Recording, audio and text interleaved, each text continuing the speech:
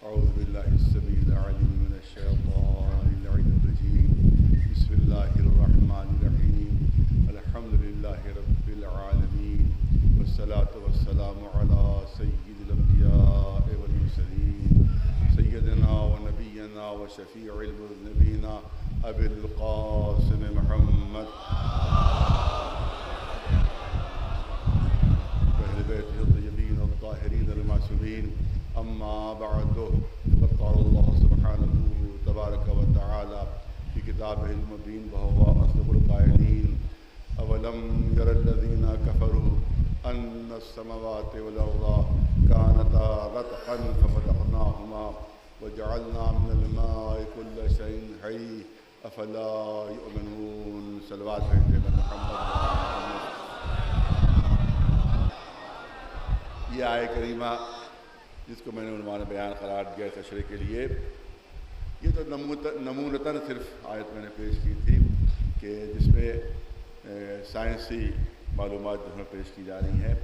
اگرچہ میں نے عرض کیا تھا کہ قرآن مجید سائنس کی کتاب نہیں ہے، لیکن پھر بھی 1000 سے زیادہ آیتیں قرآن میں ہیں کہ جس میں سائنسی معلومات، وہ سائنسی معلومات کہ جس کا تصور بھی 1400 سال پہلے کوئی نہیں کر سکتا، ایسی سائنسی معلومات جو ہیں وہ قرآن مجید میں موجود ہیں، جس سے اندازہ ہوتا ہے کہ کسی انسان کا کلام نہیں ہے بلکہ خالق انسان اور خالق کائنات کا کلام ہے.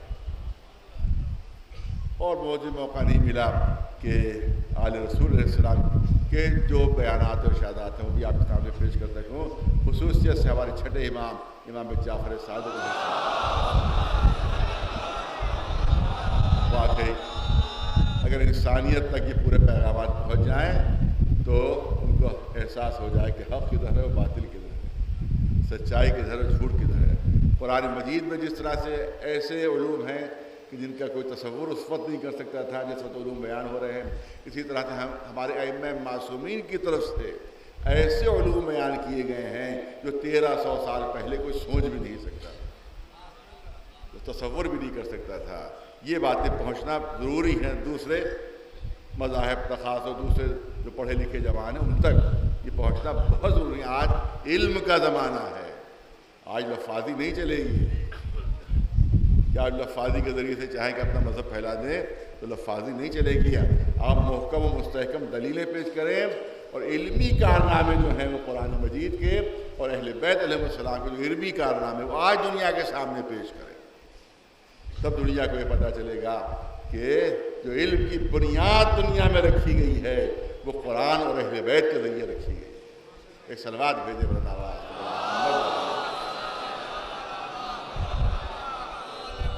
اسی آیہ کریمہ جو عنوان بیان ہے، اس میں بھی وہ جو بگ بینگ تھیوری میں نے کہا تھا کہ جو آج دنیا جس تک پہنچی ہے اسی کی طرف اشارہ ہو رہا ہے. قرآن جو ہے وہ تفسیر کی کتاب نہیں ہے، قرآن میں صرف اجمال ہے، قرآن میں صرف اشارے ہیں کہ اس میں اعلان ہو رہا ہے کہ یہ تمام آسمان اور زمین آپس میں ملے ہوئے تھے، ففتقناہما، ہم نے ان کو جدا جدا کر دیا، ہم نے ان کو جدا جدا کر دیا. اس کا مطلب یہ ہے کہ پوری کائنات آپس میں جڑی ہوئی تھی. جو آج کے سائنسداں بتا رہے ہیں، جو آج کی ہبل کی تھیوری بتا رہی ہے، وہ پوری کائنات آپس میں جڑی ہوئی تھی. پھر ایک دھماکے کے ذریعے سے یہ تمام کائنات جدا ہوئی اور اس کے بعد تمام ستارے اور یہ سیارے پیدا ہوئے. اس کے بعد ہبل نے بتایا کہ پہلے کائنات دھوئیں کی صورت میں تھی، گیس نہیں، دھوئیں کی صورت میں، کیونکہ دھواں غلیظ ہوتا ہے، اس میں پارٹیکلز ہوتے ہیں، لہذا پارٹیکلز آپس میں جڑے اور اس کے بعد پھر سیارے اور ستارے بنے ہیں. قرآن میں بھی موجود ہے کہ آسمان پہلے دھواں تھا، آسمان پہلے دھوئیں کی صورت میں تھا، اس کے بعد ہم نے تخلیقات کا سلسلہ شروع کیا ہے. تو جو آج کی سائنس کی ریسرچ بتا رہی ہے وہ آج سے 1400 سال پہلے قرآن مجید بتا چکا ہے. ایک صلوات بھیجے.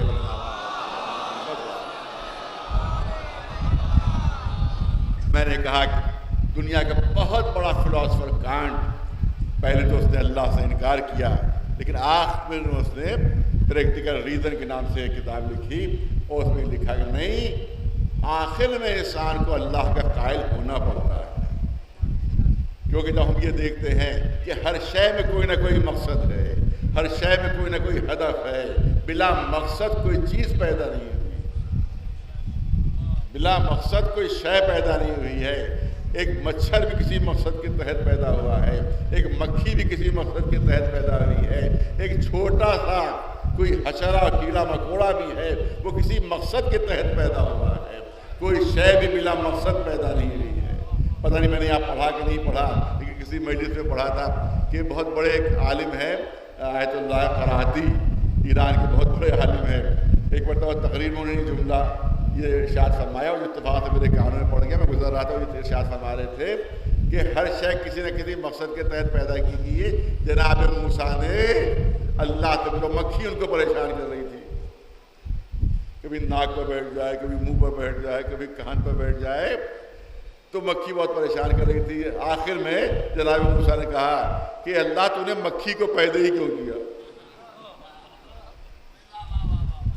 جناب موسیٰ پوچھ رہے ہیں پالنے والے, تو نے مکھی کو کیوں پیدا کیا, تو نے مکھی کو کیوں پیدا کیا؟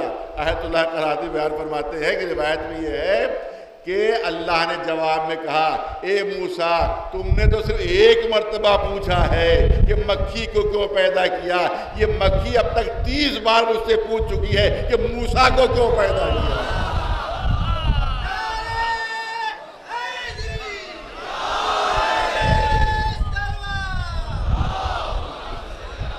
ایک صلوات بلند آواز سے محمد وآل محمد.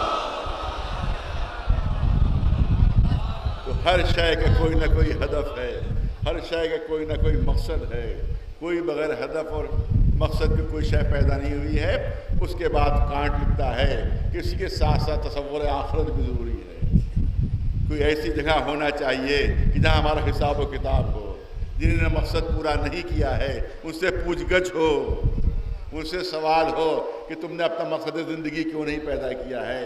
تو مقصد زندگی بھی وہی معین کر سکتا ہے کہ جس نے ہمیں خلق کیا ہے, جس نے ہمیں پیدا کیا ہے, اور سوال و جواب بھی وہی کر سکتا ہے جو ہمارا رب ہے, جو ہمارا اللہ ہے. لہذا دونوں نظریے ضروری ہیں, اللہ کا وجود بھی اور آخرت کا وجود بھی. ایک صلوات بھیجے بلند آواز.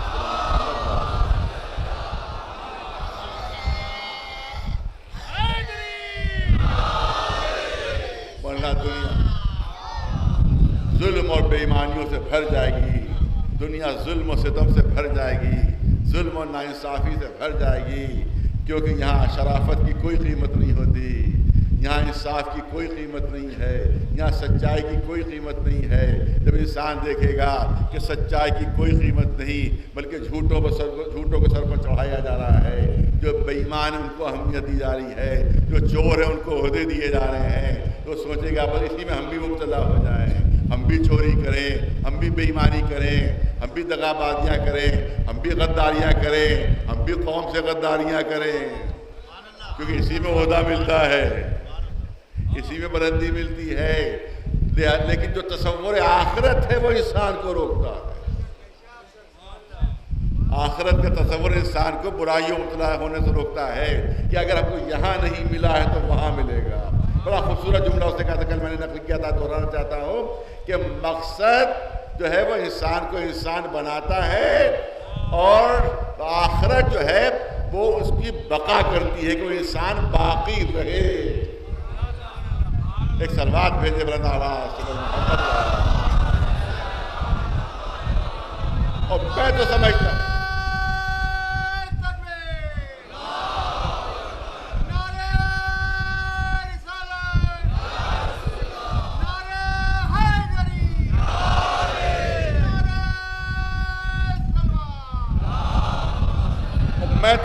ہوں بہت زبردست تھیوری ہے, مگر میں سمجھتا ہوں کہ پوری قرآن کی شاید ایک آیت, پوری توجہ چاہوں گا آپ حضرات کی, شاید اس کانٹ کو قرآن مجید کی ایک آیت کہیں سے مل گئی جس پر اس نے اپنی پوری تھیوری بنا لی.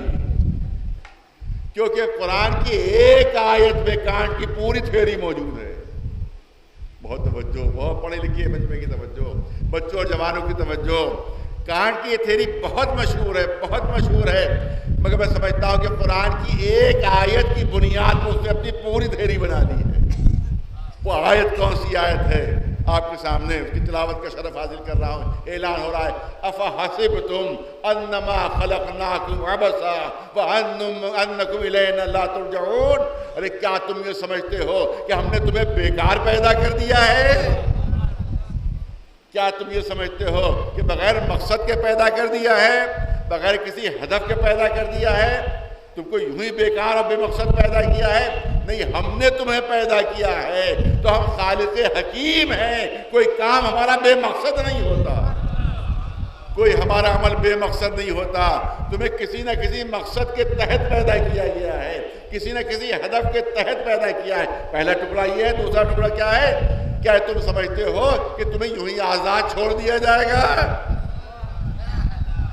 یوں ہی کھلے بندوں چھوڑ دیا جائے گا، یوں ہی بے نکیل چھوڑ دیا جائے گا کہ جو دل چاہے کرتے رہو؟ اور کیا تمہیں ایک دن پلٹ کر ہمارے پاس نہیں آنا ہے؟ ایک صلوات بلند آواز سے بر محمد وآلہ محمد.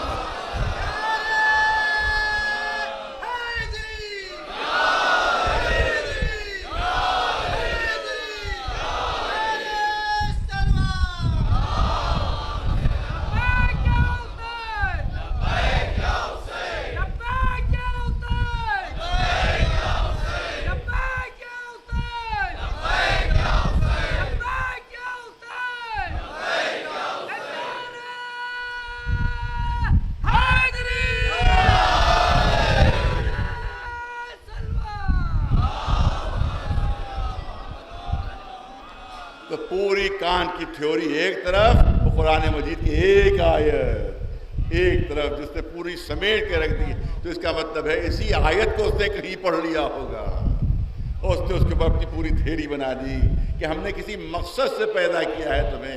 اور اگر تم نے اپنا مقصد پورا نہیں کیا تو یاد رکھو کہ پلٹ کر ہمارے ہی پاس آنا ہے. ہم پوچھیں گے تم سے، ہم تم سے سوال کریں گے کہ تم نے اپنے مقصد زندگی کیوں نہیں پورا کیا. پوری توجہ چاہتا ہوں. اب میں ایک مثال دینا چاہتا ہوں آپ کے سامنے، اور صاحبان فہم تشریف فرما ہے. فرض کیجئے کسی نے کوئی سفیر کہیں، کسی بادشاہ کا کوئی نمائندہ، اس نے کسی دوسرے ملک کو بھیج دیا کہ اس مقصد سے ہم تمہیں بھیج رہے ہیں، اس کام سے ہم تمہیں بھیج رہے ہیں. اور بادشاہ کو یہ خبر ملی، حاکم کو یہ خبر ملی کہ صاحب جس مقصد سے بھیجا تھا وہ مقصد وہاں وہ پورا نہیں کر رہا ہے، بلکہ اور دوسری الٹی سیدھی حرکتیں کر رہا ہے، مقصد کے خلاف کام کر رہا ہے. تو اب یہاں سے پیغام بھیجے گا یہ بادشاہ، پیغام بھیجے گا بادشاہ کہ دیکھو ہمیں یہ خبر ملی ہے کہ جس مقصد کے تحت تمہیں بھیجا گیا، جس کام کے تحت تمہیں بھیجا گیا، وہ کام تم انجام نہیں دے رہے ہو، میرے حکم کی خلاف ورزی کر رہے ہو، میری اطاعت نہیں کر رہے ہو. تو یاد رکھو جب تم پلٹ کر آؤ گے، بہت توجہ چاہوں گا، جب تم پلٹ کر آؤ گے تب ہم تم سے پوچھیں گے کہ تم نے اپنا مقصد کیوں نہیں پورا کیا، اپنا کام کیوں نہیں پورا کیا. تو جب اگر کوئی مقصد پورا نہ کرے تو مالک کہتا ہے کہ دیکھو جب پلٹ کر آؤ گے تب میں پوچھوں گا. اب اس میں صرف دو بچنے کے طریقے ہو سکتے ہیں. ارے صاحبان فہم ہے، صرف دو بچنے کے طریقے ہو سکتے ہیں کہ یا تو پلٹ ہی کرنا آئے، یا تو پلٹ ہی کرنا ہے. جب پلٹ کر نہیں آئے گا تو بادشاہ پھر سزا بھی نہیں دے پائے گا، پھر حاکم بھی سزا بھی نہیں دے پائے گا.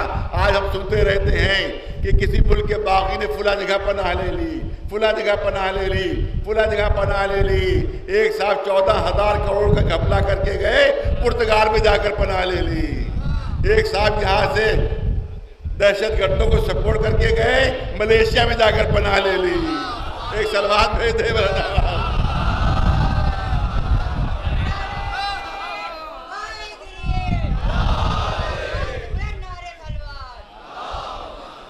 اب حکومت ہندوستان کہہ رہی ہے واپس آؤ تو بتائیں، واپس آؤ تو بتائیں. تو جب واپس ہی نہیں آئیں گے تو آپ بتائیں گے کیا؟ لہذا ایک بچنے کا طریقہ یہ ہوتا ہے کہ کسی جگہ باہر کہیں پناہ لے لی جائے. پلٹ کرنا آئے، پلٹ کرنا آئے تو سزا سے بچ جائے گا. مگر اللہ کے لیے یہ ممکن نہیں ہے، اللہ کی حکومت میں یہ ممکن نہیں ہے کہ پلٹ کر نہ جاؤ. وہاں تو جانا ہی پڑے گا. ارے لاکھ ایڑیاں رگڑوں کے نہیں جائیں گے. جو چاہوں گا. لاکھ ایڑیاں رگڑ لو کہ نہیں جائیں گے، ہم نہیں جائیں گے، مگر جانا پڑے گا، تو اس کا مطلب واپس تو جانا ہی ہے۔ لہذا یہ بچنے کا طریقہ ختم ہو گیا کہ واپس نہ جائیں، صرف ایک طریقہ باقی رہتا ہے، وہ طریقہ یہ ہے کہ بادشاہ کا کوئی قریبی ہو جس سے بادشاہ کے اچھے تعلقات ہو، بادشاہ اس کی بات مانتا ہو، اس تک ہم اپنی بات پہنچائیں کہ بادشاہ سے ہماری سفارش کر دیجئے کہ ہمارے جرم کو معاف کر دے، تو سفارش کے ذریعے معاف ہو سکتا ہے، اسی کو شفاعت کہا جاتا ہے۔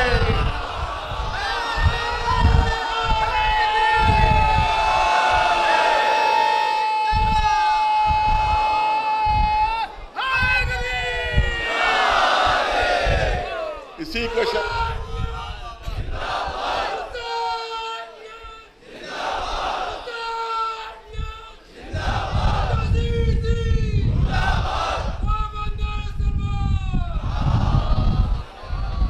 اسی کو شفاعت کہا جاتا ہے۔ جب ہم گناہگار وہاں پہنچیں گے، اب جب پتا چلے گا مقصد زندگی ہم نے پورا نہیں کیا، اللہ کی پوری اطاعت نہیں کی ہے، تو اب جب جہنم کی طرف کھینچ کے لے جایا جا رہا ہوگا تو بچانے والے محمد و آل محمد ہوں گے، شفاعت کرنے والے محمد و آل محمد۔ ایک صلوات بلند آواز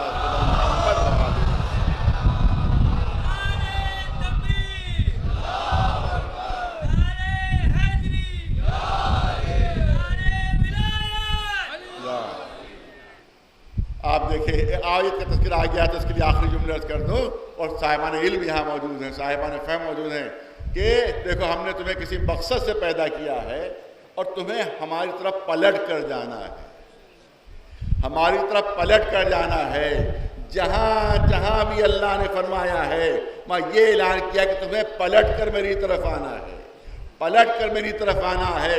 انا للہ و انا الیہ راجعون، تم ہمارے لیے پیدا کیے گئے ہو اور ہماری طرف پلٹ کر آنا ہے، ہماری طرف پلٹ کر آنا ہے۔ تصور شرط ہے،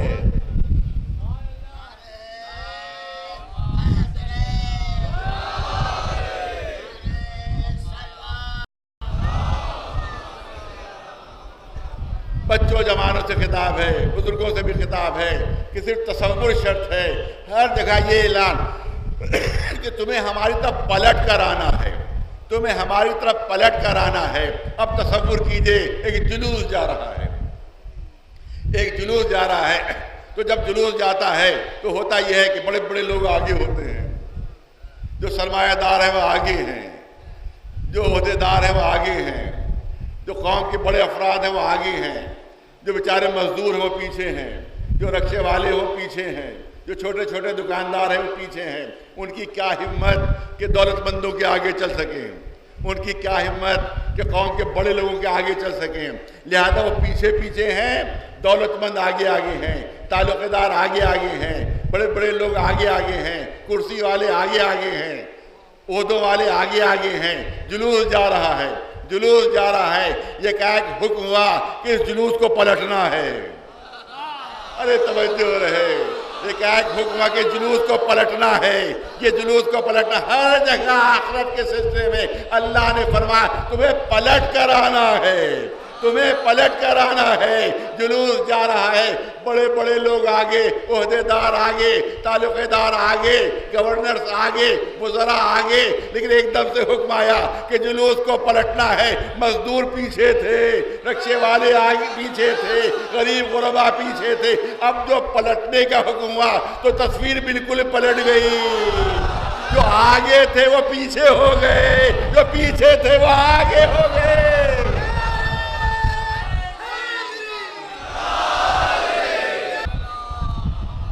بہت کم وقت ہے، چاہتا ہوں جلدی سے جلدی جو باتیں وہ آپ تک پہنچ سکے۔ آپ دیکھیں کہ انکار کیا جاتا ہے کہ صاحب ہر دنیا خود بخود پیدا ہوئی ہے، خود بخود پیدا ہوئی ہے۔ تصور ایک صاحب عقل جس میں تھوڑی سی بھی عقل ہے وہ اس بات کو احمقانہ سمجھے گا کہ خود بخود یہ نظام کیسے پیدا ہو گیا، کیسے پیدا ہو گیا۔ ایک مثال دینا چاہتا ہوں تمام مثالیں چھوڑتے ہوئے۔ ایک ننھا سا بیج، ایک ننھا سا بیج، یہ ننھا سا اتنا چھوٹا سا بیج ہے، اتنا چھوٹا سا بیج ہے، اس چھوٹے سے بیج میں اتنی معلومات قدرت نے بھر دی ہیں۔ آج کی تحقیق اور ریسرچ ہے کہ اس ننھے سے بیج میں اللہ نے اتنی معلومات بھر دی ہیں کہ آج تک تاریخ انسانیت میں جتنی بھی کتابیں تحریر ہوئی ہیں ان میں علم کم ہے، اس ننھے سے بیج میں علم زیادہ ہے۔ ننھے سے بیج میں جو معلومات ہیں وہ لاکھوں کتابوں کے برابر ہے، لاکھوں کتابوں کے برابر۔ لیکن ننھے سے بیج میں معلومات ہے، اس میں معلومات یہ ہیں کہ جو پودا مجھ سے پیدا ہوگا اس کی جڑیں کیسی ہوں گی، اس کا تنا کیسا ہوگا، اس کی شاخیں کیسی ہوں گی، پتے کتنی تعداد میں ہوں گے وہ اس میں موجود، پھل کتنی تعداد میں ہوں گے وہ موجود، ان پھلوں کا رنگ کیا ہوگا وہ موجود، اس کا مزہ کیا ہوگا یہ بھی موجود۔ اور صرف یہی نہیں بلکہ ان پھلوں کی بیجوں سے کتنے اور طرف پیدا ہوں گے، وہ سب اس میں اس ننھے سے بیج میں سارا علم اللہ نے سمیٹ دیا۔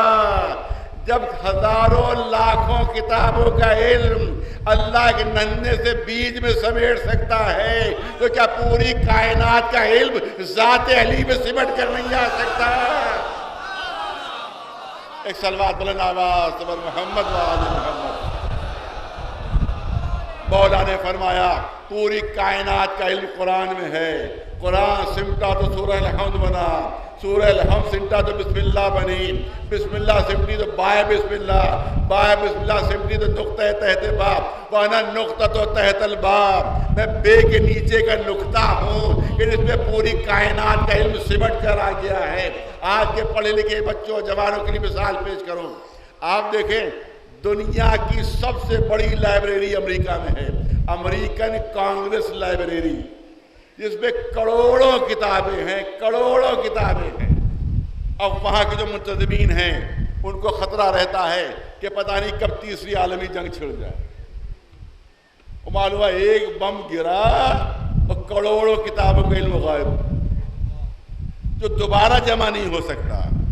اتنا علم دوبارہ اب جمع نہیں ہو سکتا جو امریکن کانگریس لائبریری میں جو کتابیں ہیں کروڑوں کی تعداد میں، دنیا میں کوئی کتاب جو چھپتی ہے وہاں پہنچ جاتی ہے، وہاں پہنچ جاتی ہے۔ لہذا کبھی بھی ایک دھماکہ ہو اور پوری لائبریری ختم، پورا علم ختم ہو جائے گا۔ کیا کیا جائے؟ تو انہوں نے اس کتابوں کو سمیٹنا شروع کیا، اس کا حجم کم کرنا شروع کیا، اتنا کم کیا، اتنا کم کیا کہ کروڑوں کتابیں ایک نقطے میں آ گئیں، کروڑوں کتابیں ایک نقطے میں آ گئیں۔ ان نقطوں کو انہی نے جگہ جگہ بانٹ دیا کہ اگر لائبریری ختم بھی ہو جائے تو اس نقطے کو دوبارہ پھیلا کر وہ سارا علم دوبارہ حاصل کیا جا سکتا ہے۔ تو جب دنیاوی سائنسدانوں میں اتنی قوت ہے کہ کروڑوں کتابوں کا علم ایک ننھے سے نقطے میں سمیٹ دے، تو اگر پوری کائنات کا علم ایک نقطے میں سمٹ کر آ گیا، اور علی نے کہا نا نقطہ تو تحت الباب، ایک صلوات بلند آواز پر محمد و آل۔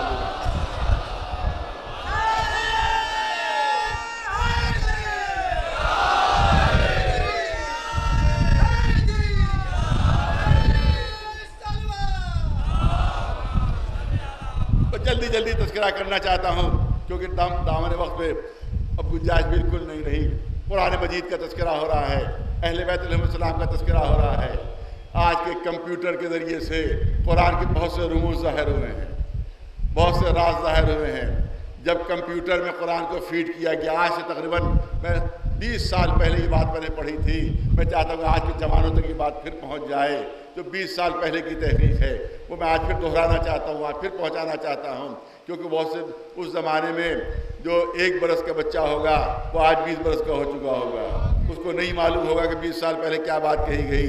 لہذا بات کا دہرانا ضروری ہے۔ بزرگوں کو یاد ہوگا لیکن بچوں جوانوں کو یہ بات شاید یاد نہ رہی ہو، لہذا دہرانا ضروری ہے کہ جب کمپیوٹر کے ذریعے سے قرآن مجید پر تحقیق کی گئی تو ایک عجیب سا راز کھلا کہ قرآن کی شروع کی آیتیں چھوٹی ہیں، رفتہ رفتہ ان کے لینتھ میں اضافہ ہوا ہے، رفتہ رفتہ ان کے طول میں اضافہ ہوا ہے، رفتہ رفتہ ان کا طول اور لینتھ بڑھی ہے۔ لہذا صرف آیت کا لینتھ دیکھ کر بتایا جا سکتا ہے کہ یہ آیت کب نازل ہوئی. ارے عجیب چیز ہے جو پیش کر رہا ہوں. صرف آیت کا لینتھ بتا کر یہ ہم سمجھ سکتے ہیں کہ یہ آیت کب نازل ہوئی. عجیب معجزہ ہے جو انسان کے بس سے باہر ہے, جو انسان کی قوت سے باہر ہے. جو شروع کی آیتیں 23 سال پہلے کی ہیں وہ چھوٹی ہیں, بعد کی آیتیں طویل ہیں, مگر رفتہ رفتہ طول میں اضافہ ہوا ہے, آہستہ آہستہ طول میں اضافہ ہوا ہے. مجھے اتنا بتا دیجئے, کیا کسی انسان کے بس میں یہ بات ہے کہ اس بات کا دھیان رکھ سکے کہ 23 سال پہلے جو جملہ میں نے بولا تھا اس کی لینتھ یہ تھی, اور 23 سال بعد جو میں جملہ بول رہا ہوں اس کے تناسب سے یہ لینتھ ہونا چاہیے. یہ کسی انسان کے بس میں نہیں ہے. اسی سے ثابت ہوتا ہے خالق انسان کا کلام ہے, مالک دنیا کا کلام ہے. اور یہی پہ ایک رات اور پردہ اٹھا جو ہم کو تو معلوم تھا مگر عام مسلمانوں کو نہیں معلوم تھا. اور یاد رکھیے آپ کہ تقیہ ہم پر واجب ہے, کمپیوٹر پر نہیں. تقیہ ہمارے لیے ہے, کمپیوٹر کے لیے تقیہ نہیں ہے. لہذا سسٹم یہ بنا کہ شروع کی آیتوں کا طول کم ہے, آخر کی آیتوں کا طول زیادہ ہے.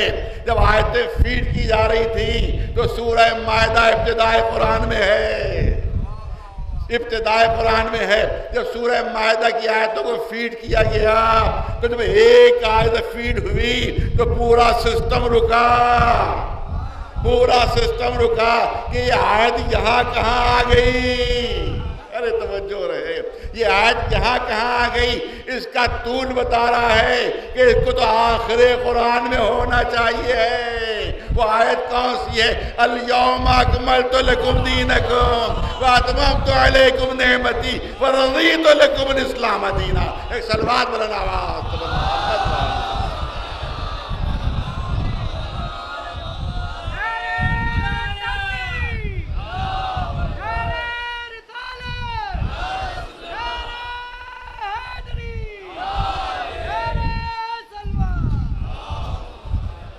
اور اسی زمانے میں یہ بات بھی میں نے پیش کی تھی جو پھر آج بچوں کے سامنے پیش کر دی جائے کہ قرآن کا بنیادی عدد جو ہے وہ 19 ہے. قرآن کا بنیادی عدد 19 ہے. اس کی بہت میتھمیٹیکل تھیوریز پیش کی گئی جو نہ مجھے یاد رہ سکتی ہیں نہ میں بیان کر سکتا ہوں. اس میں چند باتیں میرے ذہن میں ہیں جو آپ کے سامنے پیش کرنا چاہتا ہوں کہ قرآن مجید کا بنیادی عدد 19 ہے.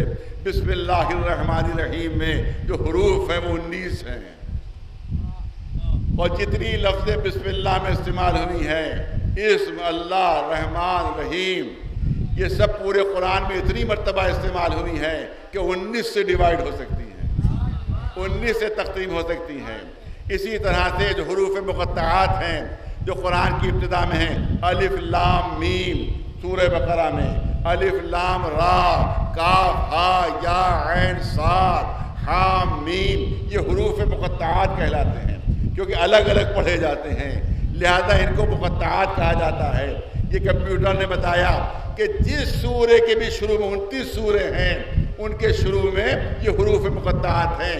یہاں بھی عجیب پہلو ہے کہ عربی میں 29 ڈیجٹس ہیں, 29 جو ہے وہ حروف ہیں, 29 الفابیٹس ہیں. عربی میں 29 الفابیٹس ہیں, اور ان 29 سوروں میں سارے 29 استعمال نہیں ہوئے ہیں بلکہ صرف 14 کو اللہ نے منتخب کیا ہے.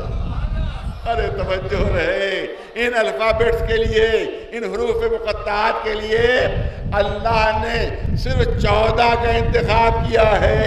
گویا اشاروں میں قرآن بتا رہا ہے اگر قرآن لینا ہے تو 14 کے دامن سے وابستہ ہونا پڑے گا. ایک صلوات بھیج دے بلند آواز.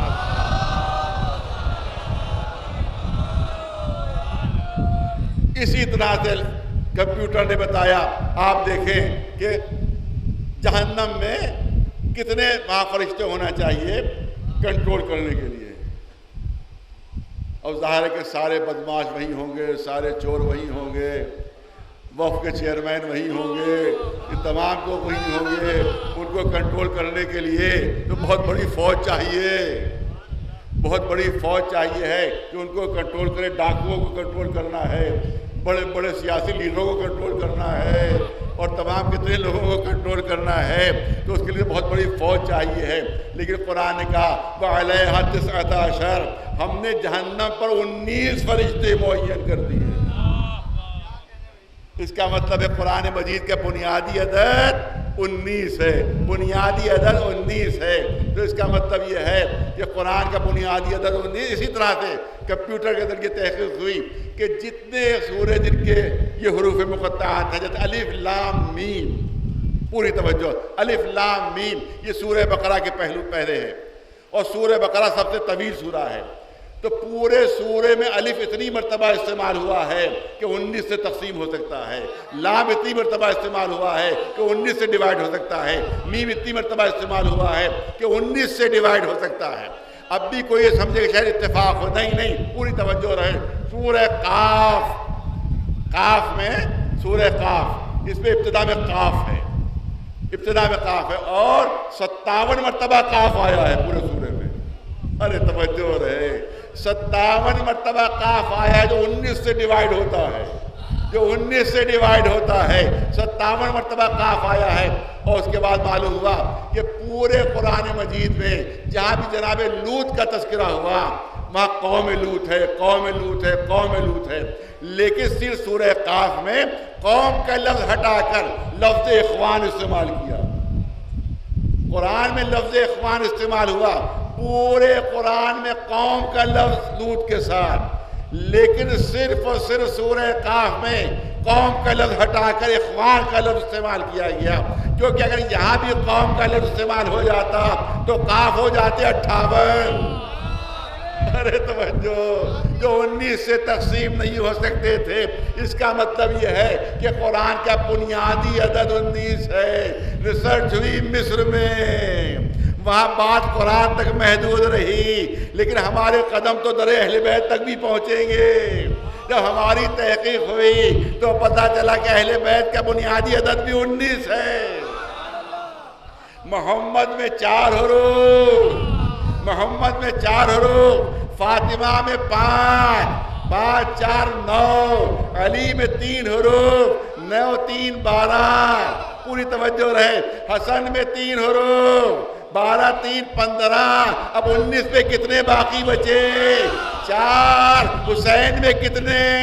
4 حروف، 15 اور 4 19۔ اگر قرآن صامت کا بنیادی عدد 19 ہے تو قرآن ناطق کا بنیادی عدد 19 ہے۔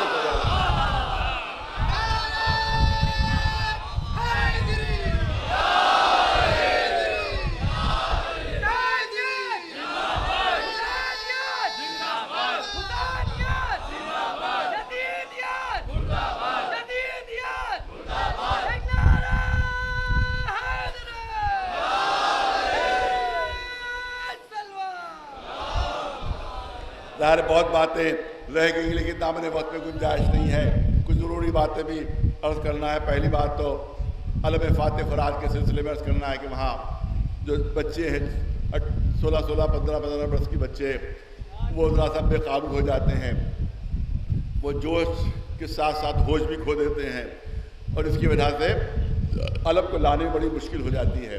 لہذا گزارش یہ ہے کہ وہ علم میں اس طرح سے نہ لٹک جائیں کہ علم کو لے جانا مشکل ہو جائے۔ علم ابھی سے سجا دیا گیا ہے، لہذا اگر کوئی زیارت کرنا چاہے تو پورے دن اس کو موقع ہے زیارت کرنے کا۔ جائیے ابھی زیارت کر لیجئے، جائیے ابھی زیارت کر لیجئے، چوم لیجئے۔ وہاں یہ نہ ہو کہ سب بچے لٹک گئے اس میں، اور اس کے بعد اس کو آگے بڑھانا مشکل ہو گیا، اور کبھی کبھی کوئی بے حرمتی کا بھی موقع آ جاتا ہے، جس سے دوسری قوموں کو ہنسنے کا موقع ملتا ہے۔ لہذا کوئی ایسی بس چومیے، ہٹ جائیے۔ جیسے ابھی شکیل میاں نے کہا کہ حجر اسود کو جو چوم نہیں پاتا ہے تو استلام ہوتا ہے، دور ہی سے اشارہ کر کے ہم چوم لیتے، وہی ثواب ملتا ہے جو چومنے کا ثواب، وہی سا پوری ذمہ داری سے کہہ رہا ہوں کہ وہی ثواب ملتا ہے جو ہاتھ سے چومنے کا ثواب، جو ہونٹوں سے چومنے کا ثواب، وہی دور سے استلام کرنے کا بھی ثواب ہوتا ہے۔ تو ہمارا علم بھی حجر اسود سے کم نہیں ہے، وہ بھی اللہ کی نشانی ہے اور یہ بھی اللہ کی نشانی ہے۔ ایک صلوات بھیجے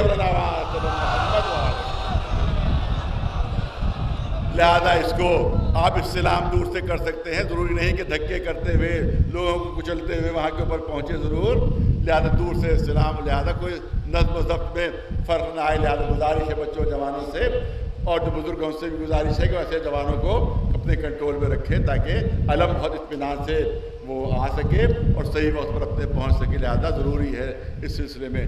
دوسری بات یہ ہے کہ اس سے پہلے سپا کے زمانے میں یہ ایک بات آئی تھی کہ صاحب جو سرکاری عمارتیں ہیں اور سرکاری جگہیں ہیں اس کے پر آپ کا نہ کوئی بینر لگ سکتا ہے اور نہ آپ کا کوئی وہاں کے اوپر جھنڈا لگ سکتا ہے، تو یہ بات وہاں پر آئی تھی سپا کے زمانے میں، یہ حکم پاس ہوا تھا۔ لیکن جب ہم نے یہ دیکھا کہ دوسرے فرقوں کے لوگ اسی طرح سے اپنے بینر بھی لگا رہے ہیں، اسی طرح سے وہ اپنے جھنڈے وغیرہ بھی لگا رہے ہیں، ان کے اوپر کوئی پابندی نہیں، ان پر کوئی روک نہیں، تو ہم نے اس وقت احتجاج کیا تھا اور صرف میں گیا تھا حسین آباد اور وہاں کی سڑک پر پہنچ کر میں نے بچوں جوانوں سے کہا تھا کہ جہاں جہاں سے جھنڈے اکھاڑے گئے میرے سامنے لگاؤ، میرے سامنے لگاؤ۔ میں نے وہیں پر جہاں جہاں سے جھنڈے پولیس نے اتارے تھے سب وہیں پر دوبارہ لگوائے اور میں نے کہا جب بھی پولیس اکھاڑے دوبارہ پھر وہیں لگاؤ، دوبارہ پھر وہیں لگاؤ۔ کوئی مولوی ساتھ نہیں آیا، یہ سارے ممبر کے پہلوان ممبر کی چادر کے نیچے تھے،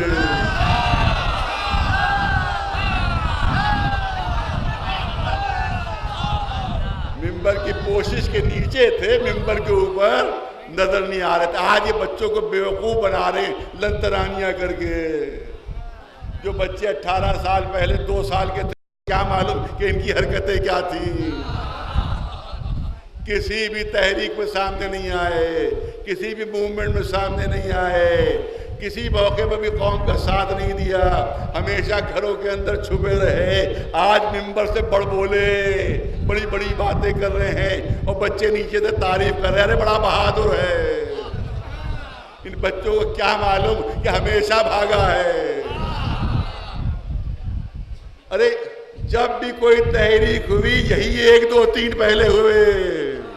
ایک سلوات بھیجے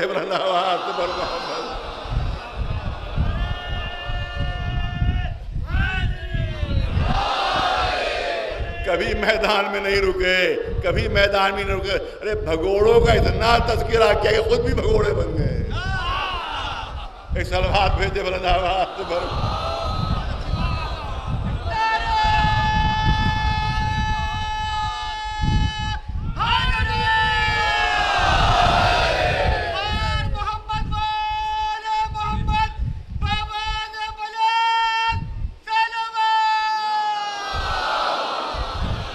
کبھی میدان میں نہیں آئے۔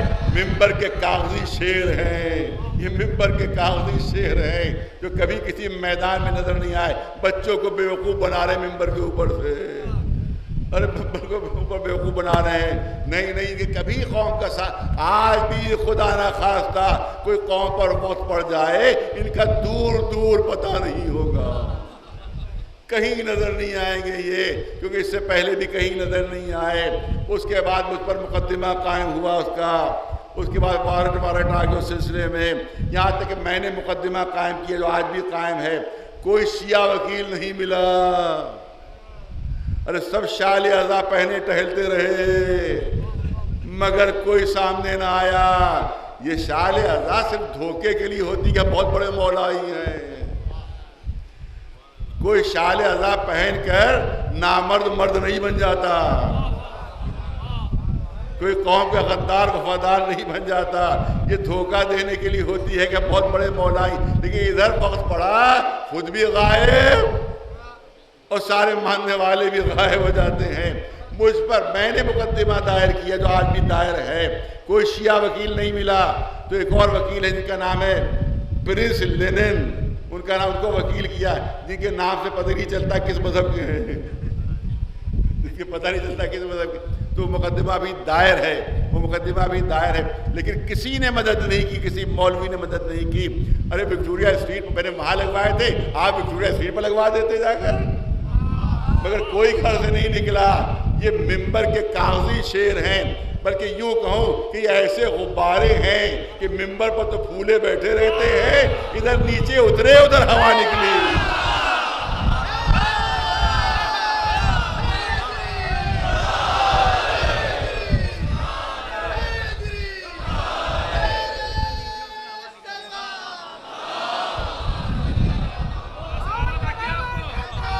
احتجاج نہیں ہوتا، یہ احتجاج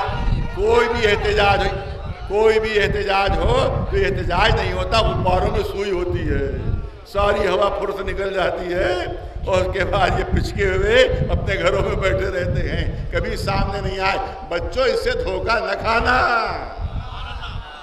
ہمارے جوان اس سے دھوکہ نہ کھائیں۔ میں نے دیکھا بچے تعریفیں کر رہے ہیں اور جوان تعریفیں کر رہے ہیں، ان کی ہسٹری دیکھو کیا ہے، سوائے بھاگنے کے اور کوئی کام انہیں آج تک کیا ہی نہیں ہے۔ ایک سلوات بھیجے بلند آواز سے پر محمد وآل محمد۔ اور لبیک یا حسین پہ مجھے یاد آ گیا، لبیک یا حسین کو بھی ڈی ایم نے منع کر دیا تھا کہ صاحب دوسروں کو اعتراض ہے، لبیک یا حسین نعرہ نہ لگوائیے۔ لبیک آج سے 5-6 سال پہلے کی بات ہے، لبیک یا حسین کہنا منع تھا، مولویوں نے اپنی مجلسوں میں منع کر دیا لبیک یا حسین نہ لگاؤ۔ آج تک ان کی مجلس میں لبیک یا حسین نہیں لگتا، آج تک ان کی مجلس میں لبیک یا حسین نہیں لگتا کہ ڈی ایم کہیں خفا نہ ہو جائے، کہیں ایس ایس پی ناراض نہ ہو جائے۔ آج تک اس کی مجلسوں میں لبیک یا حسین نہیں لگتا۔ میں نے کہا تھا کہ جہاں نہیں لگتا ہے وہاں بھی لگاؤ۔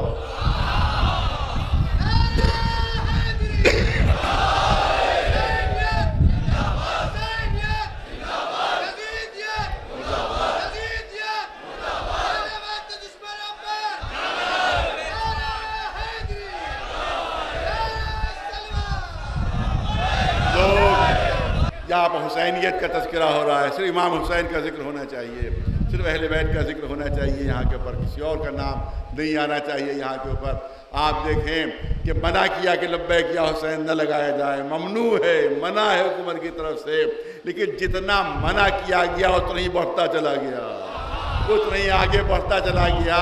ارے حسینیت کی خصوصیت ہی یہی ہے کہ جتنا روکا جائے گا اتنا ہی بڑھے گی۔ جیسے یہ آپ نے دیکھا کہ اگر کوئی مضبوط کسی قسم کی کوئی چیز ہو جو جس کو دبایا جاتا ہے، کیا کہتے ہیں اس کو، جس کو آپ دباتے ہیں، اس کو جتنی زور سے دبائیں گے اتنی زور سے وہ اچھلے گی۔ تو حسینیت کو جتنی زور سے دباؤ گے اتنی زیادہ وہ اچھل کر آسمان پر پہنچے گی۔ لہذا جہاں جہاں لبیک نہیں لگتا تھا پوری دنیا میں لبیک یا حسین لگ رہا تھا، لیکن یہ منحوس اپنی مجلسوں میں لبیک یا حسین نہیں لگواتے ہیں کیونکہ ان کو خوف اور ڈر ہے کہ کہیں ڈی ایم ناراض نہ ہو جائے، کہیں ایس ایس پی خفا نہ ہو جائے، بہت بڑے مولائی ہو تو اس وقت لبیک یا حسین کیوں نہیں لگایا جس پر منع کیا جا رہا تھا، اس وقت جھنڈے کیوں نہیں نکل کر لگائے کہ جس وقت سپا نے منع کیا تھا، اس وقت گھروں میں رہے، اب بول رہے ہیں۔ ایک سلوات بھیجے بلند آواز۔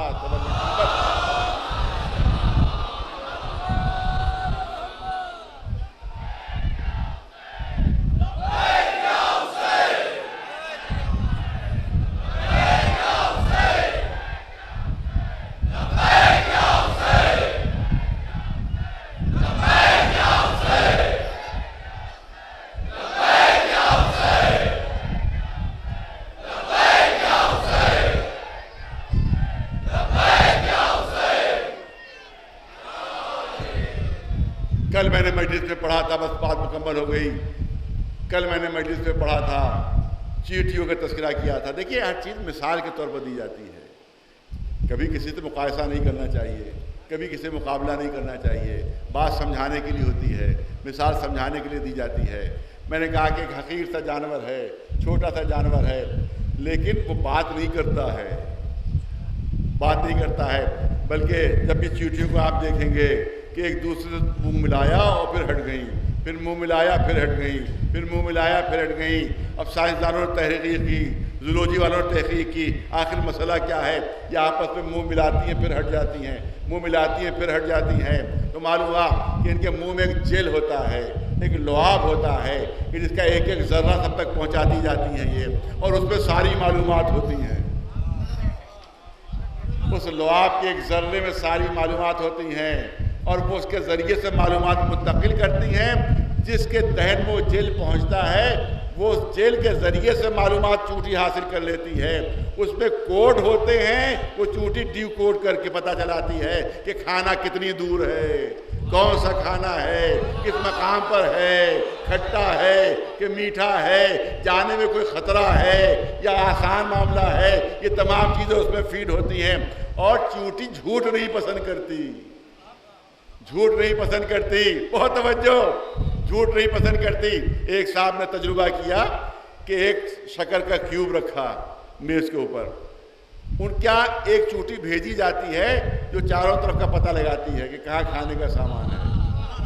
وہ میز پر پہنچی، اس نے دیکھا کہ کیوب موجود ہے.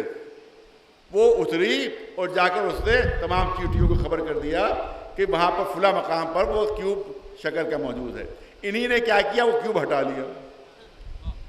اب جو ساری چیٹیاں آئیں تو دیکھا کوئی چیز واپس ہے ہی نہیں، سب واپس چلی گئی. دوبارہ پھر انہیں رکھ دیا، دوبارہ پھر رکھ دیا انہیں نے. پھر وہ چوٹی آئی، دیکھا پھر وہیں پر موجود ہے. پھر اس نے خبر دی جا کر، انہیں نے پھر وہ کیوب ہٹا لیا. اب جو آئی تو دیکھا وہاں پر موجود نہیں. کہا کہ یہ جھوٹی مخبر ہے، لہذا وہیں پر اس کو ٹکڑے ٹکڑے کر دیا. اس کا مطلب ہے کہ جھوٹ بولنے والوں کو چیٹی بھی پسند نہیں کرتی. اگر یہ ذاکرین چیٹیوں میں ہوتے تو اب تک ان کا کلا کما ہو چکا ہوتا ہے. شکر کیجئے کہ انسانوں میں ہے جس کی وجہ سے یہ بچے ہوئے ہیں. ایک سلوات بھیجے ورنہ آواز بہت توجہ رہے. بہت بڑا مسئلہ حل ہو رہا ہے، بہت بڑا مسئلہ حل ہو رہا ہے. یعنی لعاب دہن کے ذریعے سے بھی علم منتقل ہوتا ہے. ارے آج کی سائنس نے ثابت کیا کہ لعاب دہن کے ذریعے سے بھی، یہ معلوم قصے کہانی والی نہیں بات ہے، یہ سائنٹیفک ریسرچ ہے، یہ سائنس کی ریسرچ ہے کہ لعاب کے ذریعے سے وہ پوری معلومات منتقل کر دیتی ہیں. تو اب دیکھو روایت کہتی ہے کہ جس کی آج ہم کو ذکر کرنا ہے اس کی لعاب دہن امامت پر پرورش ہوئی تھی. لعاب دہن امامت پر پرورش. جناب عباس ماں کا دودھ نہیں پیا، امام حسین کے لعاب دہن پر پرورش ہوئی ہے. واقعہ جلدی سے سن لیجئے. ہمارے 10ویں امام علی النقی علیہ السلام، 10ویں امام، آپ کے پاس ایک ہندوستان کا شخص پہنچا، ایک ہندوستانی پہنچا، ہندی زبان میں بات کرنے لگا. مولا نے ہندی زبان میں اس سے گفتگو کی، ہندی زبان میں اس سے بات کی. جب وہ ہندوستان کا شخص چلا گیا تو ابو ہاشم ایک صحابی تھے، انہی نے مولا سے پوچھا کہ فرزند رسول کیا آپ ہندی زبان بھی جانتے ہیں؟ کیا آپ ہندی زبان سے بھی واقف ہیں؟ امام نے کلی جواب دیا. اس نے کیا پوچھا تھا؟ کیا آپ ہندی زبان بھی جانتے ہیں؟ مولا نے کلی جواب دیا. 10ویں امام نے کہا اگر سب کی زبان نہ جانوں گا تو سب کا امام کیسے بنوں گا؟ اب ابو ہاشم کہتے ہیں کہ آقا میں بھی چاہتا ہوں کہ کچھ تھوڑا سا علم مجھے بھی حاصل ہو جائے. ارے توجہ رہے، تھوڑا سا علم مجھے بھی حاصل ہو جائے. امام نے فرمایا یہ سامنے جو کنکری پڑھی دی ہے اٹھا لو. وہ کنکری اٹھائی، مولا کی خدمت میں پیش کر دی. مولا نے اس کنکری کو اپنی زبان پر رکھا. ہلکا سا لعاب دہن، ارے توجہ رہے، ہلکا سا لعاب دہن، امامت کا ہلکا سا لعاب دہن اس کنکری میں منتقل ہوا. امام نے فرمایا اے ابو ہاشم اس کنکری کو اپنی زبان پر رکھ لو. جیسے ہی ابو ہاشم نے وہ کنکری اپنی زبان پر رکھی کہ جس پر ہلکا سا لعاب دہن امامت تھا، کہتے اسی وقت 70 زبانوں کا عالم ہو گیا. ایک صلوات بلند آواز محمد والے. تو جب حلقے سے لعاب دہن میں یہ اثر ہے تو وہ عباس جنہیں 2 برس تک لعاب دہن امامت پر پرورش پائی ہو تو اس عباس کے علم کی کیا منزل ہوگی؟ ایک صلوات بناواز ایک عالم کوئی تھے، بہت 200 سال پہلے کی بات ہے، انہیں نے اپنے درس میں کبھی کہہ دیا کہ شجاعت اور بہادری اور وفاداری اور جانثاری میں تو جناب عباس کا بہت بلند مرتبہ ہے، لیکن علم میں ہم نے ان کا کوئی مرتبہ اور کوئی کنٹریبیوشن نظر نہیں آ رہا ہے۔ یہ ان کے زبان سے جملے نکل گئے اپنے درس میں۔ رات میں سونے کے لیے جو لیٹے، آنکھ لگی، دیکھے جناب عباس تشریف لائے ہیں، جناب عباس تشریف لائے ہیں، دوڑے، ہاتھوں کو چومنے لگے، دامن کو بوسہ دینے لگے، کیسے زحمت کی آقا، مولا کیسے تشریف لائے۔ جناب عباس فرماتے ہیں کہ تجھے اپنے علم پر بڑا ناز ہے، تجھے اپنے علم پر بڑا غرور ہے، ذرا میرے ایک مسئلے کا جواب دے دے۔ جناب عباس فرماتے اس عالم سے کہ میرے ایک مسئلے کا جواب دے دے، یہ سننا تھا، قدموں پر سر رکھ دیا۔ آقا بھلا میری ہمت و جرأت کہ کوئی مسئلہ آپ مجھ سے پوچھے اور میں اس کا جواب دوں؟ کہا تو ہی نے تو کہا تھا کل کہ عباس کا علم میں کوئی مرتبہ نہیں نظر آتا، ذرا اتنا بتا دے۔ اب جملے سنیے جناب عباس کے، ذرا اتنا بتا دے کہ میرے بابا کا علم کتنے واسطوں سے تجھ تک پہنچا تو تو عالم بن گیا، اور میں نے تو علم وہیں سے حاصل کیا کہ جہاں سے علم کا دریا پھوٹ رہا تھا۔ جب چشمہ کہیں سے پھوٹتا ہے تو جہاں سے چشمہ پھوٹتا ہے وہاں پانی صاف و شفاف ہوتا ہے، آگے جب چشمہ بڑھتا ہے تو خس و خاشاک شامل ہو جاتے ہیں، گرد و خاک شامل ہو جاتی ہے، کوڑا کرکٹ شامل ہو جاتا ہے، تو پتہ نہیں کتنا کوڑا کرکٹ شامل ہوا ہوگا، کتنے خس و خاشاک شامل ہوئے ہوں گے، تب تجھ تک علم پہنچا اور تو عالم ہو گیا۔ میں تو وہیں سے علم حاصل کر رہا تھا کہ جہاں سے وہ علم کا آب زلال پھوٹ رہا تھا۔ ایک صلوات بھیجے برنداوان۔ یہ ہے علم کی منزل جناب عباس کی۔ امام کی آغوش میں بیٹھے ہوئے ہیں، ننھا سا سن ہے، سال یہ 1.5 سال کا سن تھا۔ مولا علی نے فرمایا اے عباس کہو احد۔ جناب عباس نے فرمایا احد، احد یعنی ایک، احد یعنی ایک، کہو احد۔ احد کہا اے عباس کہو اثنین۔ اب عباس خاموش ہے، اب عباس خاموش ہے۔ اے بیٹا اثنین کیوں نہیں کہہ رہے ہو؟ اثنین کے معنی 2، اثنین کے معنی 2۔ کہا مولا علی نے اے بیٹا اثنین کیوں نہیں کہہ رہے ہو؟ کہا بابا جس زبان سے ایک کہہ چکا اس سے اب 2 کیسے کہہ دو؟ یہ ہے معرفت جناب عباس۔ تو اس کا مطلب یہ نہیں کہ صرف بہادری اور شجاعت ہی میں نہیں بلکہ علم میں بھی بہت بلند منزلت جناب عباس کی نظر آ رہی۔ صلوات بھیج دیں پر محمد و آل محمد۔ بہادری اور شجاعت ایسی کہ مولا علی کا ارشاد سن لیجئے، مولا علی کا ارشاد سن لیجئے۔ امام حسین سے فرمایا تھا کہ کسی ایک لشکر میں کبھی 3 شخصیتوں کو جمع نہ کرنا۔ بہت توجہ رہے، مولا علی نے امام حسین اور امام حسن سے کہا تھا کبھی ایک لشکر میں 3 لوگوں کو جمع نہ کرنا ورنہ روح زمین پر کوئی باقی نہیں رہے گا۔ ارے توجہ رہے، کون 3 شخصیتیں؟ محمد حنفیہ، جناب مسلم اور جناب عباس۔ مولا نے کہا ان 3 کو کبھی ایک لشکر میں جمع نہ کرنا ورنہ روح زمین پر کوئی باقی نہیں رہے گا۔ اسی لیے مصلحت امام یہ تھی محمد حنفیہ کو مدینے میں چھوڑا، جناب مسلم کو کوفے بھیج دیا، جناب عباس ساتھ ہیں مگر تلوار پر حکم کے پہرے بیٹھے ہوئے۔ اے عباس جنگ نہیں کرنا ہے، اے عباس جنگ نہیں کرنا ہے۔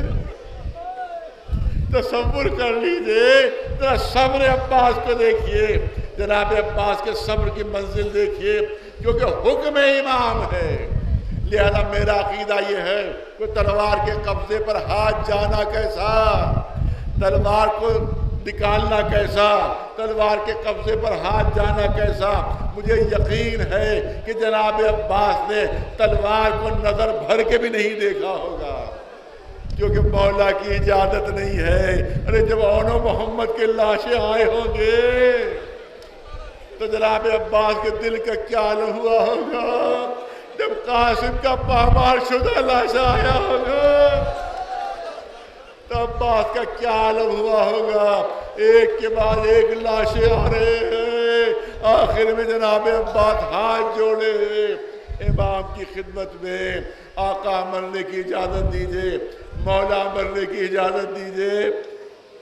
امام کے جملے آپ کو معلوم ہے، فرمایا اے عباس تم میرے لشکر کے علمدار، تم میرے لشکر کی زینت، نظرا یمیناً و شمالا، جناب عباس نے دائیں طرف دیکھا، بائیں طرف دیکھا، حسرت سے فرماتے ہیں آقا وہ لشکر کہاں رہا کہ جس کا میں علمدار تھا؟ اب جہاں لشکر ہے وہی علمداری کروں گا۔ یہی وقت تھا کہ خیموں سے آواز آتی ہے بچوں کی کہ ہائے پیاس ہمیں مارے ڈال رہی ہے، ہائے پیاس ہمارا کلیجہ بھونے دے رہی ہے۔ امام حسین فرماتے ہیں بھیا عباس تمہیں تو معلوم ہی ہے کہ کتنے بچے پیاس سے مر گئے، کتنے بچے پیاس سے دم توڑ چکے ہیں۔ اگر مرنے ہی جانا چاہتے ہو تو بچوں کے لیے کچھ پانی کا اہتمام کرتے جاؤ۔ تفصیلی مسائل کا موقع نہیں، جناب عباس مشق سکینہ لے کر چلے، پہلے ہی حملے میں فرات پر قبضہ کیا۔ جس وقت حمید ابن مسلم گرفتار ہو کر مختار کے دربار میں لایا گیا ہے تو حمید کون تھا؟ جو واقعات لکھنے کے لیے موجود تھا، جنگ میں شریک نہیں ہوا تھا، وہ جنگ لڑا نہیں تھا، وہ اس کا کام صرف واقعات تحریر کرنا تھا۔ تو واقعات کے ذریعے سے ہم تک بھی بہت سے واقعات پہنچے ہیں۔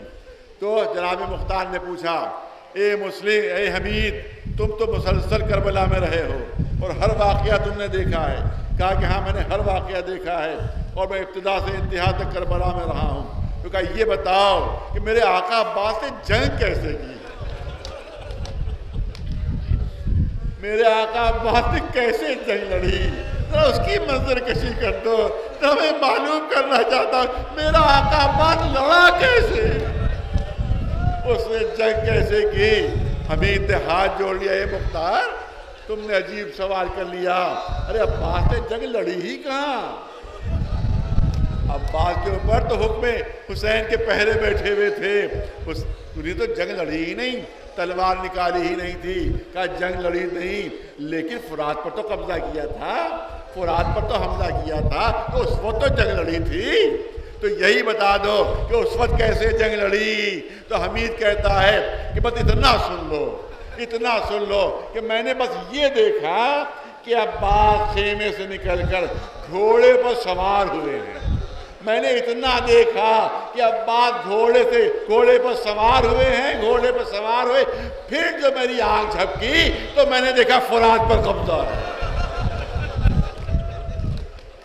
ایک لمحے میں فرات پر قبضہ کیا، ایک لمحے میں 4000 کا لشکر ایک لمحے میں شکست دے دی، مشق سکینہ بھری، پھر لے کر چلے، گھوڑے پر تشریف فرما ہے، چاہتے ہیں کہ جلد سے جلد بچوں تک پانی پہنچے، کسی کی ہمت نہیں کہ سامنے آ سکے، کسی کی جرت نہیں کہ سامنے آ سکے۔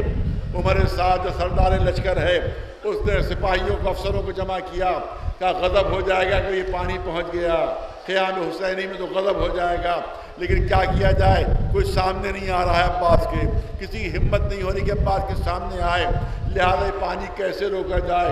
ان افسروں نے کہا ہم عباس کو دیکھ رہے ہیں اور ہم نے یہ اندازہ کیا، توجہ رہے، ہم نے یہ اندازہ کیا ہے کہ عباس کی پوری توجہ مشق کی طرف ہے، عباس کی توجہ اپنی طرف نہیں ہے، اپنی طرف کوئی توجہ نہیں ہے، پوری توجہ مشق سکینہ کی طرف ہے کہ کوئی تیر نہ لگ جائے، کوئی تلوار نہ لگ جائے، کوئی نیزہ نہ لگ جائے، لہذا مشق کو بچانے میں عباس کی پوری توجہ ہے، اپنی طرف کوئی توجہ نہیں ہے، لہذا اگر چھپ کر حملہ ہو تو شاید کامیابی مل جائے۔ ایک شخص تلوار لے کر ایک درخت کی آڑ میں کھڑا ہو جاتا ہے، مولا آگے بڑھ رہے ہیں، پوری توجہ مشق سکینہ پر، اپنی طرف توجہ نہ تھی۔ اس ملعون کو موقع ملا، بھرپور وار ہوتا ہے، ایک ہاتھ کٹ کر زمین پر گرا۔ اب آقا کا صرف ایک ہاتھ ہے کہ جس سے جنگ بھی کرنا ہے، علم بھی سنبھالنا ہے، مشق سکینہ بھی سنبھالنا ہے۔ کچھ اور آگے بڑھے تھے، پھر چھپ کر حملہ ہوا، دوسرا ہاتھ بھی قلم ہو گیا، دوسرا ہاتھ بھی کٹ گیا، اب علم گر گیا، نیزہ گر گیا، مگر بہادر عباس نے مشق سکینہ نہیں گرنے دی، دانتوں میں دبا لی، گھوڑے کو ایڑ پہ ایڑ دے رہے ہیں، جلدی سے بچوں تک پانی پہنچ جائے، جلدی سے بچوں تک پانی پہنچ جائے۔ تھوڑی دور بڑھتے ہیں، پھر بلند ہو کر آگے کچھ دیکھتے ہیں، پھر کچھ آگے بڑھتے ہیں، پھر رکابوں پر بلند ہوتے ہیں اور آگے کچھ دیکھتے ہیں۔ حمید کہتا مجھے تعجب ہوا کہ اس عالم میں کہ دونوں ہاتھ کٹے ہوئے، مشق دانتوں میں دبی ہوئی، یہ عباس بلند ہو کر کیا دیکھ رہے ہیں؟ وہ کہتا جب میں نے غور کیا تو مجھے پتا چلا کہ بلند ہو کر دیکھتے ہیں کہ اب سکینہ کا خیمہ کتنی دور رہتا ہے، اب بچوں تک کتنی دیر میں پانی پہنچنے والا ہے۔ عزادارو یہی وہ وقت تھا کہ ملعون پسر ساتھ گھوڑے کی پشت پر کھڑا ہوا اور کہا کہ لشکر والو، عباس کی روح عباس کے جسم میں نہیں ہے، عباس کی روح مشق سکینہ میں ہے۔ جب تک مشق سکینہ سلامت ہے عباس کے ٹکڑے ہو جائیں گے، مگر عباس زمین پر گریں گے نہیں، عباس گرے گے نہیں۔ ارے مشق پر تیر برسائے جائے، ہزاروں تیر ایک ساتھ چلے، بس آخری جملے ہزاروں تیر ایک ساتھ چلے، پورا جسم تیروں سے چھلنی ہو گیا، مشق سکینہ چھن گئی۔ روایت کہتی ہے ایک ملعون ایک بڑا سا گرد لیے سامنے آتا ہے، اے عباس میں نے سنا تم بڑے بہادر ہو، میں نے سنا بڑے شجاع ہو، میں تم پر حملہ کر رہا ہوں، اگر روک سکتے ہو تو روک لو۔ عباس نے حسرت سے آسمان کی طرف دیکھا، والے والے میرے دونوں ہاتھ کٹے ہوئے، گرد پڑا، سر شگافتہ ہوا، عباس زمین پر گرے۔ دو جملے سن لیجئے، پھر پسر ساتھ توجہ رہے، آخری جملے ہیں۔ علامہ بحرینی ایک بہت بڑے عالم تھے، بحر العلوم، بہت بڑے عالم تھے، بچپنے میں اپنے 8-9 برس کا سن تھا، اپنے باپ کے ساتھ جناب عباس کے روضے کی زیارت کے لیے گئے۔ اس زمانے میں نیچے سے تہخانہ کھلا ہوا تھا، باپ کے ساتھ پہنچے، جناب عباس کی قبر کی زیارت کی۔ زیارت جب کر چکے تو بابا سے سوال کیا، باپ سے سوال کیا، بابا ہمارے ایک سوال کا جواب دے دیجئے۔ کیا سوال ہے؟